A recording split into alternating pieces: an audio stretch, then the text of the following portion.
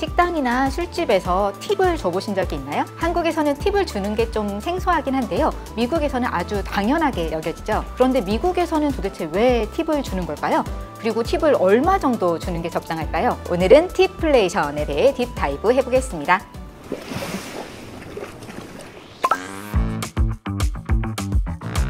팁플레이션은 말 그대로 팁 플러스 인플레이션이라는 뜻이죠. 팁을 더 많이 주게 된다는 뜻인데요. 일단 음식점 같은 데서 요구하는 팁 수준 자체가 높아졌어요. 최소 20% 정도로 요구하기 시작했고요. 그리고 예전에는 팁을 요구하지 않았던 거의 모든 서비스 업종에서 이제 팁을 달라고 너도 나도 요구하기 시작한 거예요. 예를 들면 자동 세차장이나 로봇 카페, 미국에서는 스타벅스 드라이브 스루 매장에서까지 팁을 달라고 요구하고 있습니다.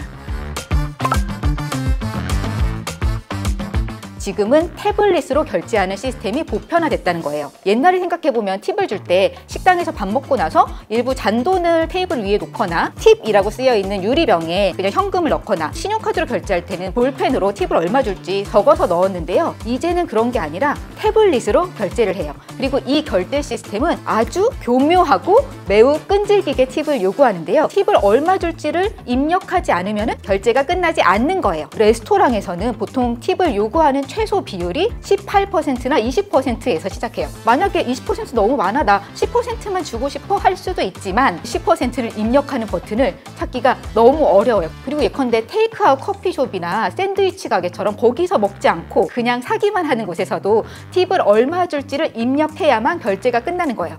물론 팁을 안 주고 싶을 수도 있죠. 그리고 안 줄 수도 있어요. 팁 없음을 선택할 수는 있는데 바로 앞에 종업원이 내 얼굴을 빤히 보고 있어. 내가 팁 없음 버튼을 누르면 그 순간 그 종업원은 아, 얘가 나한테 팁을 안 주네 라는 걸 알게 되는 거잖아요. 그래서 사람들이 죄책감을 느낀다는 거예요. 또 뒤에 사람들이 기다리잖아요. 망설이다가 그냥 제일 잘 보이는 버튼을 누르게 된다는 거죠. 그러니까 이게 디지털 팁이 가지는 일종의 넛지 효과, 팁을 더 많이 주게 하고, 그리고 다크 패턴, 원래는 의도치 않았는데 팁을 주는 버튼을 누르게 만드는 그런 효과가 있다고 합니다.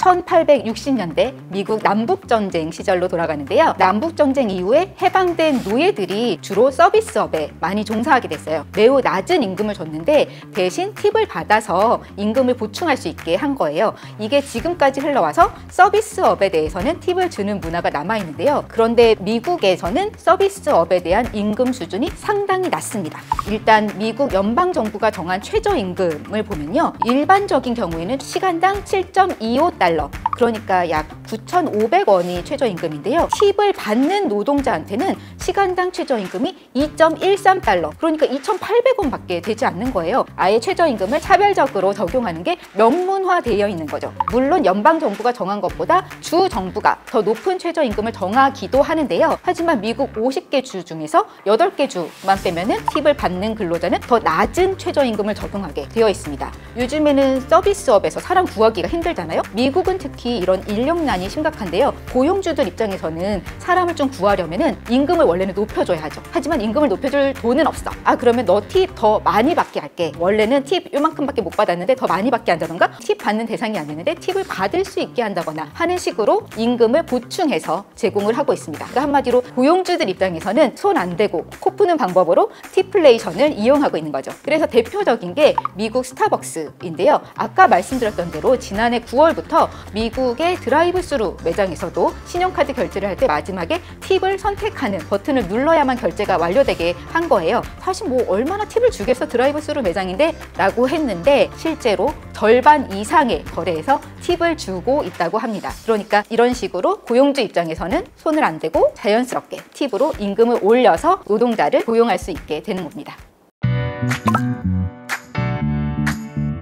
소비자는 조금 손해이긴 하지만 고용주도 좋고 받는 종업원도 좋고 그냥 그들은 해피한 거 아닌가? 라고 생각할 수도 있는데 이거에 대해서 다른 의견이 있습니다. 이게 오히려 불평등을 공고화한다는 거예요. 서비스업에 대해서 지금도 낮은 임금을 주는 걸 당연시하고 있는데 더 계속되게 만드는 게 바로 팁 문화라는 거죠. 미국에서는 이런 서비스업 종사자들이 단체를 만들어서 공정한 임금이라는 운동을 2010년부터 벌이고 있습니다. 그러니까 이제 최저임금 그렇게 차별적으로 하지만 서비스 업종도 회사도 똑같은 최저임금을 줘 라는 운동을 하고 있고 실제 이거를 입법화하려고 하는 건데요. 팁을 받는 근로자들이 사실은 불평등한 상황에 놓여 있다라는 연구 결과는 너무 많아요. 팁을 생각해 보시면은 이게 누구한테나 공평하게 가지를 않아요. 연구에 따르면은 백인이나 남성은 더 많은 팁을 받고요. 유색인종이나 여성은 더 적은 팁을 받는다는 거예요. 그렇기 때문에 이런 차별을 없애려면은 임금을 똑같이 하고 팁이 중심이 아니게 되는 그런 문화가 필요하다는 게 바로 공정한 임금 운동인데요. 하지만 아니야 그래도 팁은 필요해 라는 얘기가 여전히 있습니다. 팁이 만약에 없어지면은 고용주들이 그만큼 임금을 더 줘야 되잖아요. 그러면은 자영업자 입장에서는 가뜩이나 돈 벌기 어려운데 폐업을 할 수도 있고 일자리가 더 줄어들어서 오히려 경제에 마이너스다라는 의견이 있고요. 또 다른 얘기는 팁 자체가 이거는 미국의 중요한 문화야. 이거는 팁 문화 이꼴 미국 문화이기 때문에 없애면 안 돼라는 보수적인 의견들도 있습니다. 딥다이브의 한혜란이었습니다.